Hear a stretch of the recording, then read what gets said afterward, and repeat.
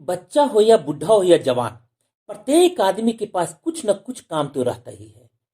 लेकिन हम में से ज्यादातर लोग क्या करते हैं? काम को टालते हैं।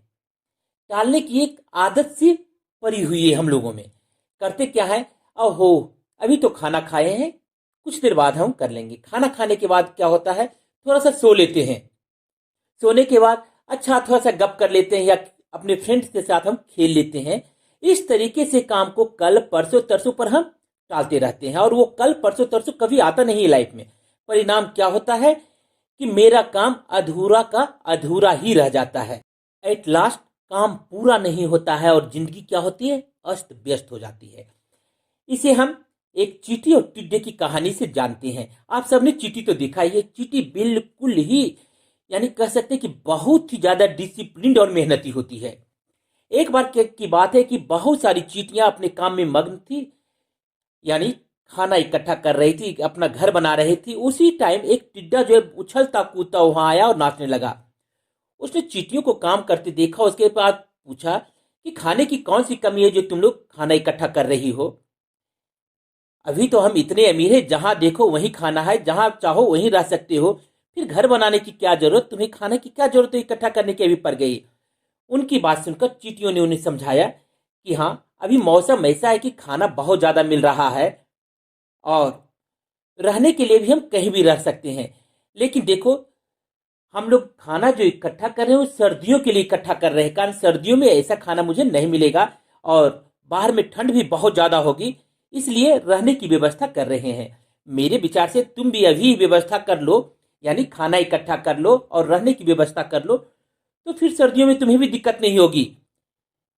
खाने को बाहर सर्दियों में जो है कुछ भी नहीं मिलेगा और ठंड भी तुम्हें ज्यादा लगेगी। चींटियों की बात जो सुनकर जो है टिड्डा बहुत जोर से हंसा और बोला, तुम लोगों ने दुनिया देखी नहीं है, अभी मौका है और इंजॉय करो। देखो मैं किस तरीके से नाच गाकर अपना पार्टी इंजॉय कर रहा हूं। आओ तुम लोग भी मेरे साथ पार्टी में शामिल हो जाओ। सर्दियां आने में भी बहुत दिन है, तब तक इकट्ठा हो जाएगा। इसी के साथ टिड्डा फिर जो है नाचने और गाने लगा, यानी इंजॉय करने लगा और चींटियां अपने काम में लग गई। धीरे धीरे क्या हुआ? मौसम बदला और ठंड का मौसम आ गया। खेतों में चारों ओर बर्फ जम गया। टिड्डा के खाने के लिए कुछ भी नहीं बचा।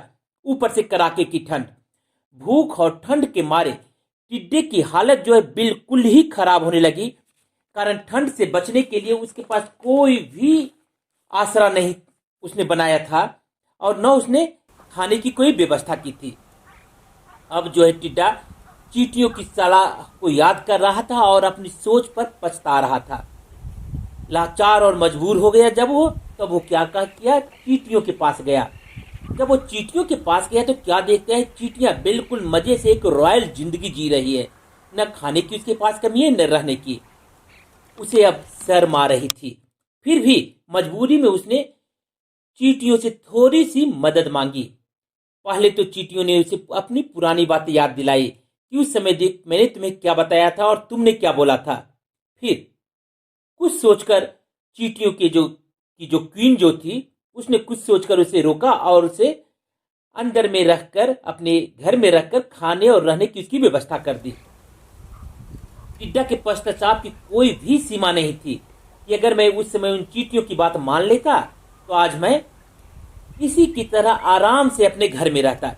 यानी हम लोग जो है करते क्या है? आज का काम कल पर, कल का काम परसों पर टालते रहते हैं और वही जो है हमारी असफलता का मेन रीजन बन जाता है।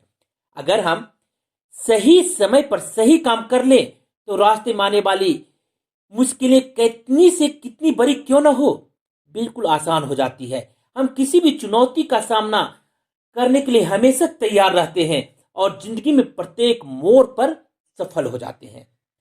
लेकिन आपको ये वीडियो कैसा लगा? अगर पसंद आया हो तो चैनल को लाइक, शेयर तथा सब्सक्राइब जरूर करें। Thank you.